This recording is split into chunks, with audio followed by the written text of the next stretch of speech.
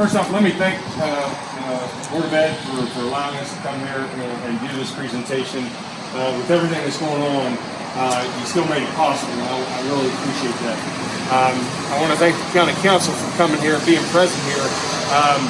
You all are our lifeline, so to speak, with this initiative. When we decided to do this, it was an idea amongst 10 people to be able to make the community more resilient in an emergency, knowing that first responders are not going to immediately be on scene, and us as citizens of this county have to take some degree of responsibility to be able to do the right thing. So in the spirit of that, we came upon the Jacobs Initiative.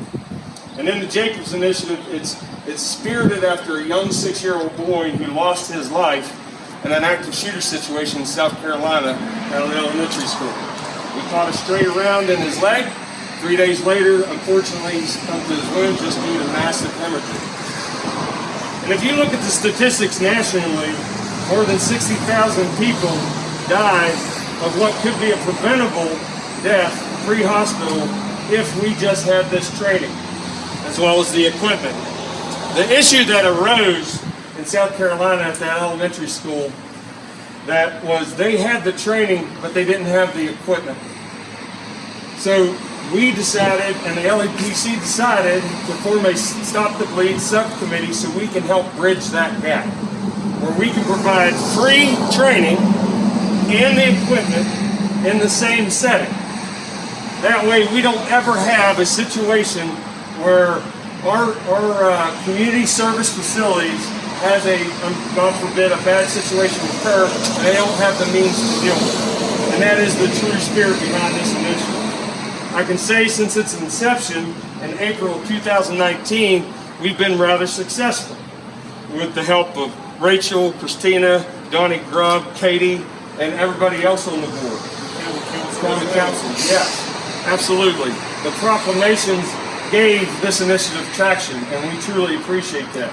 And given the current circumstances, we didn't want to stop. We wanted to continue going on, and due to Rachel's tireless effort to submit for this grant of $3,000, we were able to get 62 kits. And nearing the completion of phase 1, which is to service the school system and help WVU Medicine and augment WVU Medicine through their Stop the Bleed initiative, get one of these or more in every school in this county. And today, we've got 62 kits.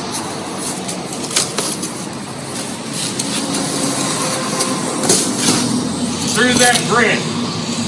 And so we're going to provide a minimum of anywhere between 1 to 5 kits per school based off their population.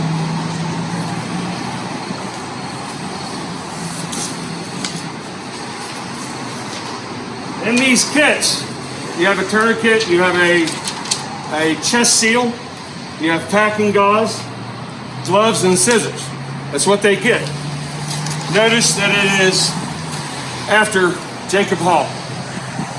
No one really wants to see massive bleeding kit, but these can be co-located strategically with the fire extinguishers and with the help of Martinsburg Fire Department and other local volunteer fire departments. We have trained over 27 Stop the Bleed instructors. We have serviced and trained over 80 students. And we're pretty proud of that. And we're going to continue to do that work. The only expiration item in this kit, which has a 5-year shelf life, is the chest seal. And the fire departments have volunteered to ensure that they stay current. But at least now the school systems can have an emergency response kit available to them. Again, God forbid if something were to happen, and we can save lives sooner. It's about making the community more resilient and prepared in emergency situations. And I want to thank each and every one of you, the members of the Stop the Bleed subcommittee, the council members, the school system, for allowing this to happen. This is a great big achievement for us. And one last thing, we competed for a national State Farm Community Service Grant, and unfortunately we didn't win. It was for $25,000, but we did come within the top 80 in the nation in that submission. We plan on submitting for that again. So thank you again for all your help and allowing us to do this. And we hope, one, we never need it, but at least we have it just in case we do. Thank you. I'd also like to add that, along with the kids from the schools,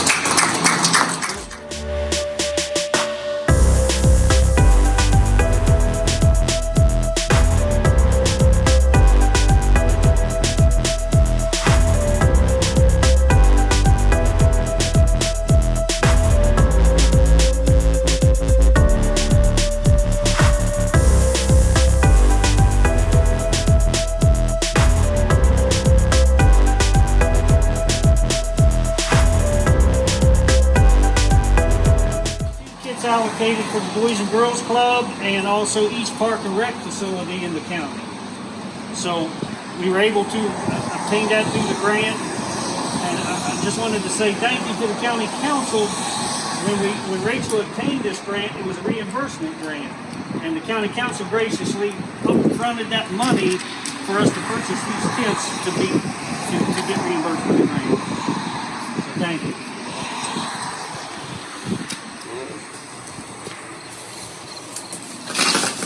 So, this is kind of the wine glass against the building type of thing. I appreciate it, Ron. Thank you very much, Nate. Dr. Murphy? Yeah. I mean, it shows how when a community comes together and wants to make a difference, in support of the council, in support of service groups, our Berkeley County fire departments, EMTs, WVU medical, I think it makes a difference. I think education is the key in saving lives, and I think this will be a huge step in doing this. I'm familiar with this program from the previous community I was connected with, so the fact that Berkeley County actually is ahead in pursuing this training, I think it sends a very strong message. It'll be great to have the kits distributed in the schools, and I think an ounce of prevention goes a long way. So thank you for the initiative, and thank you for the work of the subcommittee. It was well appreciated. I want to thank Shenandoah Community Health for being heavily involved, WVU Medicine for being heavily involved, the Martinsburg Fire Department for setting up a nonprofit organization so we can have donations sent, because this program relies very heavily on donations and grant funding. And I want to reach out to those organizations as well as the county council and the local emergency planning committee for allowing it to be so successful as it is. Thank you very much.